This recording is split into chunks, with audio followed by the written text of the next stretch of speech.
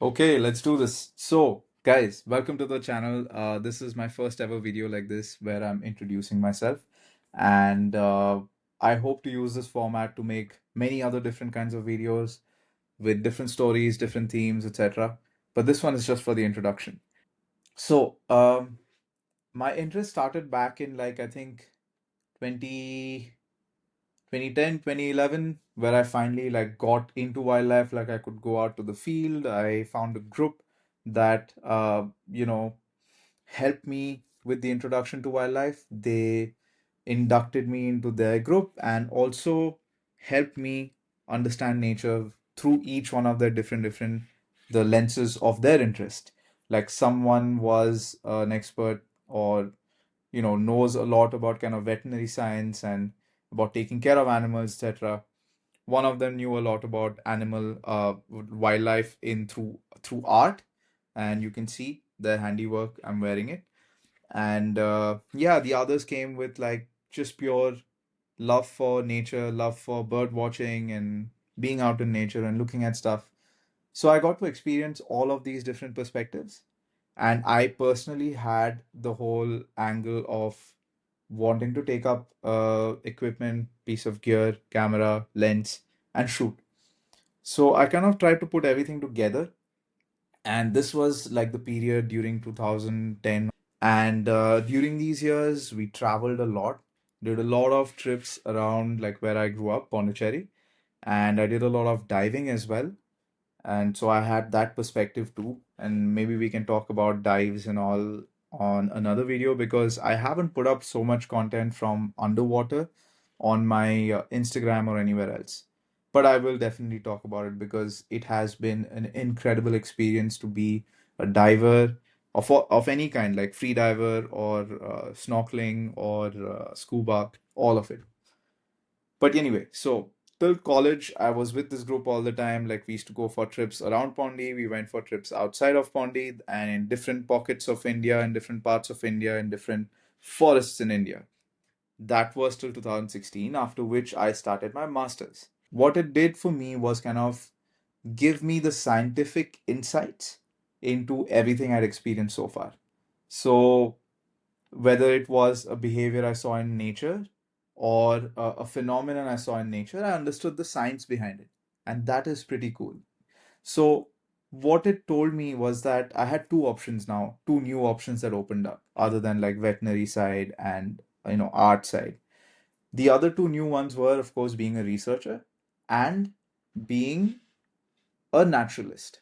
Because a naturalist's work is to be able to uh, say or recount these scientific stories, scientific information in a story format for people to be able to absorb it and to make it interesting, to make nature interesting, to make sure that there is a love for nature that develops in the person who they are interacting. So, research was a no go for me because I did my dissertation and I realized that, I mean, this is really not my, cup of tea. I couldn't ever freely put down the pen and paper and take off my camera and just sit and watch the birds and enjoy like subjectively. Someone who loves it, I have to always be objective, be data oriented. So that kind of took away from my experience as I like being in nature. So research was a no go.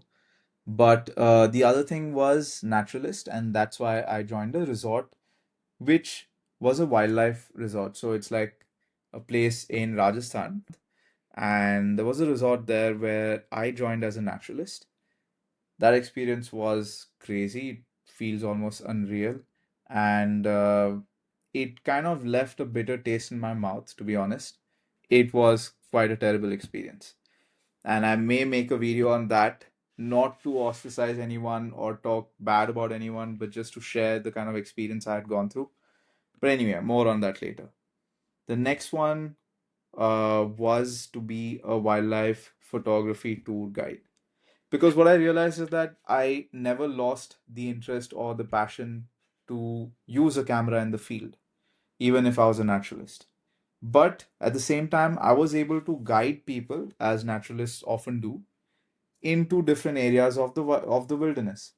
So why not guide photographers And as I know what a photographer would want, because I myself am one, I could guide them take to get them the best shots that they can possibly get.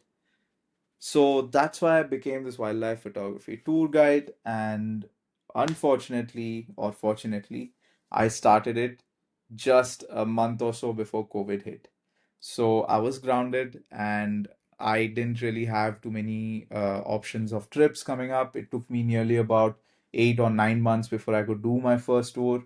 And if that wasn't difficult enough with COVID, the business and the nature of wildlife photography tour guides is nasty as hell. And that definitely I want to make a video on, because it's something that people need to know. People who are considering doing wildlife, photography tours, they need to know. I have come in contact with a couple of tour guides who are actually genuinely nice people, but then I've also come across people who are nasty as hell.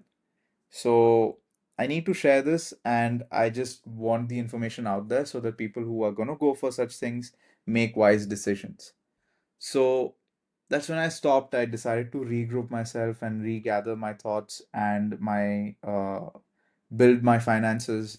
And this time it was a no-brainer that wildlife filmmaking or photography was the thing for me, because I have never lost the love for doing that.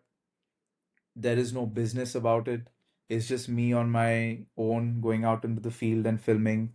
I started off on, as I said, regrouping myself, building my finances to get the equipment that I need. And slowly from 2023, about end of 2023, that is, to now is where I've come. And in the last couple of months, things have developed like crazy. So that's what I aim to be doing now, and that's why I thought that this is a great time to put out this kind of introductory video. So you guys know what's coming. You guys know who it's coming from. So yeah, I have a lot of video ideas lined up, and I really hope to be producing more content soon. So yeah, look forward to meeting you guys on the next one. See ya.